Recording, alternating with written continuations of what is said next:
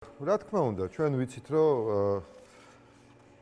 ქართული ოცნება ყველაფერზეა წამსვლელი. სამართლებრივად მე მგონია, რომ ეს სიტყვა არასწორად აქვს ნახმარი, იმიტომ რომ სამართლებრივ საფუძვლით. სამართალთან არაფერ შუაში არ არის. კი ბატონო, გაკეთებს დიდი ხანია ქართული ოცნება.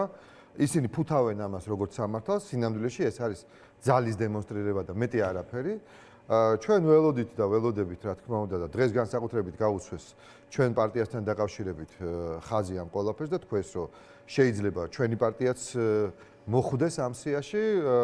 ხო, ჩვენ ნებისმიერი სცენარისთვის მზად ვართ და სულებითაც არ ვაპირებთ, რომ რამენერად უკან დავიხიოთ. რაც შეეხება, რა ვიცი, როგორ გითხრათ, თვითონ როგორ და რანაირად დაამტკიცებენ, მე საერთოდ ვერ ხვდები, იმიტომ რომ ეს არის ადამიანები, რომლებიც თვითონ თანამშრომლობდნენ ჩვენი პარტიის ლიდერის ლევან ცუცქირიძის ორგანიზაციასთან და თვითონ ჰქონდათ არა მარტო თქვათ თანამშრომლობის მცდელობები, არამედ დასაქმების მცდელობები თვითონ იმ ორგანიზაციაში, რომელსაც ლევან ცუცქირიძე ხელმძღვანელობდა და გარდა ამისა მადლობის წერილები და ასე შემდეგ და ასე შემდეგ. მაგალითად ბატონი კობახიძე კი თვითონ ის ადამიანია, რომელსაც ძალიან უნდოდა რომ აი ამ ორგანიზაციის ეგიდის ქვეშ გამოცემულ ჟურნალში მისი სამეცნიერო ნამუშევარიც გამოსულიყო.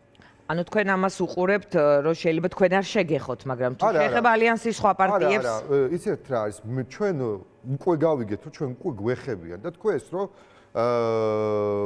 პირდაპირ თქვენს, რომ თავისუფლების მოედანიც არის ზუსტად იგივე, როგორ ამბობენ უკაცრავად, ნაციონალური მოძრაობის, ხო, რაღაც ესეთ, მოკლედ, საინტერესო არ არის კონკრეტულ რა ეპიტეტს იყენებენ, სიმართლე გითხრათ. კი ბატონო, კობახიძის გეგმები თქვენს გეგმებს არ შეცვლის. როგორ უნდა შეცვალოს?